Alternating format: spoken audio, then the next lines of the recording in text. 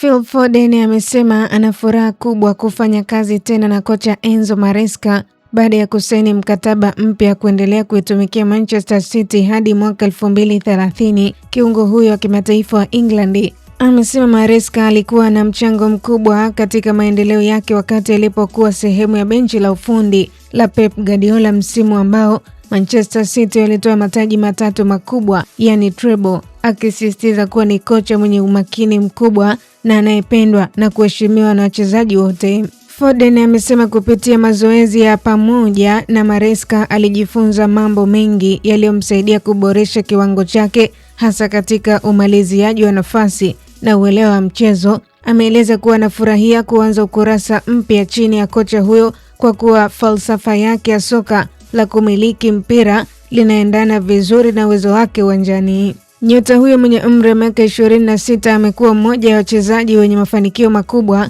katika historia ya Manchester City. Tangu aanze kucheza kikosi cha kwanza, ameshinda mataji mbalimbali yakiwemo ligi kuu England mara 6, ligi ya mabingwa Ulaya, FA Cup, kombe la ligi mara kadhaa, huku akiendelea kuwa nguzo muhimu katika kikosi cha Manchester City. Msimu mpya unaashiria mwanzo wa enzi mpya ndani ya Manchester City baada ya Enzo Maresca kuchukua nafasi ya Pep Guardiola ambaye aliongoza klabu hiyo kwa mafanikio makubwa kwa zaidi ya muongo mmoja. Maresca anarudi Etihad akiwa tayari aliwahi kuwa msaidizi wa Pep Guardiola katika msimu wa kihistoria wa treble kabla ya kupata mafanikio kama kocha mkuu katika vilabu vingine.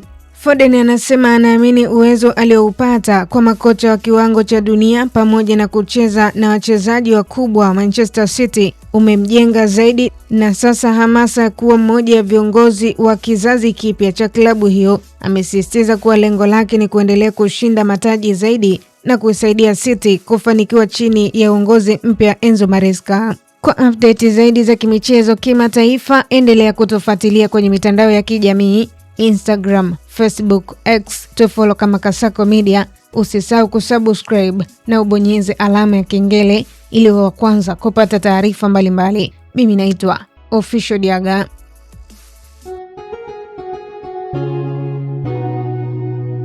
Kasako Media, tunaangazia maisha, tunaandika kesho.